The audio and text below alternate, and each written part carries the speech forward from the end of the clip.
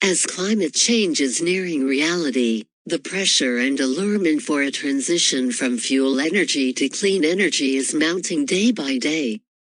The solar energy is obviously the choice of many to evade the threat of climate change, but even greater is the imminent threat of flooding the world with a huge environmental burden of solar waste. Devdiscourse asked global experts on hazardous solar waste in a press conference at the 24th World Energy Congress, 2019 in Abu Dhabi. Myself is Devdiscourse from Devdiscourse. You talked about disruptions in energy sectors and technology. My question is, solar energy, which was a few years back was considered as a new technology and new disruption in energy sector, is now producing huge hazardous waste, solar waste, and it is estimated that it's going to be huge climate burden in coming decades. Where the world should go?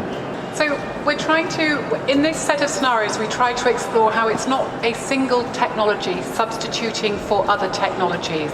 But when you bring solar energy into scale, you also get other changes happening in policy, in behavior change, and that this has other effects in the energy system.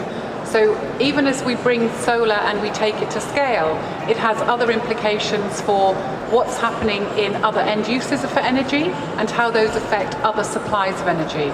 So this set of scenarios doesn't look at one technology or one type of energy at a time. It looks at how changes in energy mix combined with changes in social needs and behaviours and with policy implications to give us different energy pathways. So we will find solar growing in all three scenarios, but it will be growing with different implications and a different scale in each of the scenarios, enabled by different combinations of innovation. Anyone else want to add? Just very briefly. I mean, in each scenario, we've got a different context. So if you take Unfinished Symphony, you've got carbon pricing or maybe carbon taxes, depending on the country may have other policies that sort of set shares for solar. But it's in those different contexts. You know, we start off with an understanding of the current economics. We could take a view on learning curves and other concepts to get a sense of how solar will be competitive. And then we have a bigger set of issues, and maybe my colleagues will cover it. Within the context, within the region, the place where solar is used, there may be other new emergent issues. There may be large surpluses of solar at certain periods. How do we handle that?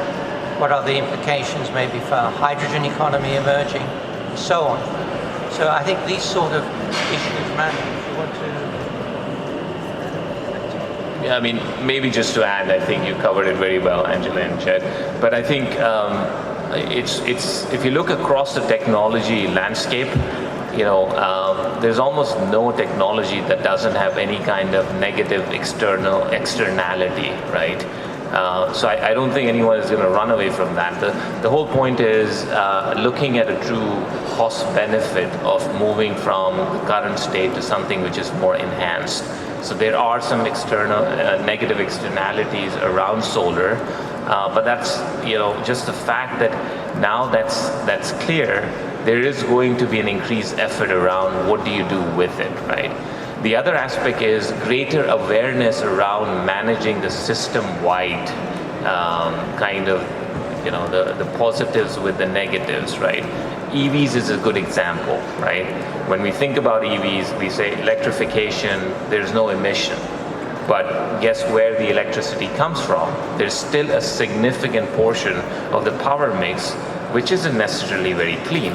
But now you are seeing a shift in that power mix to be cleaner.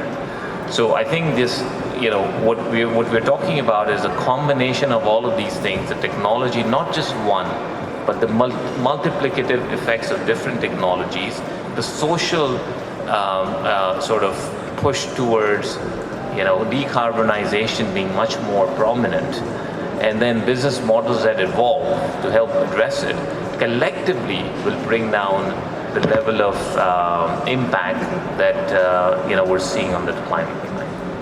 Considering all those factors from the site where energy is produced and at the end consumers, which form of energy presently is the most clean?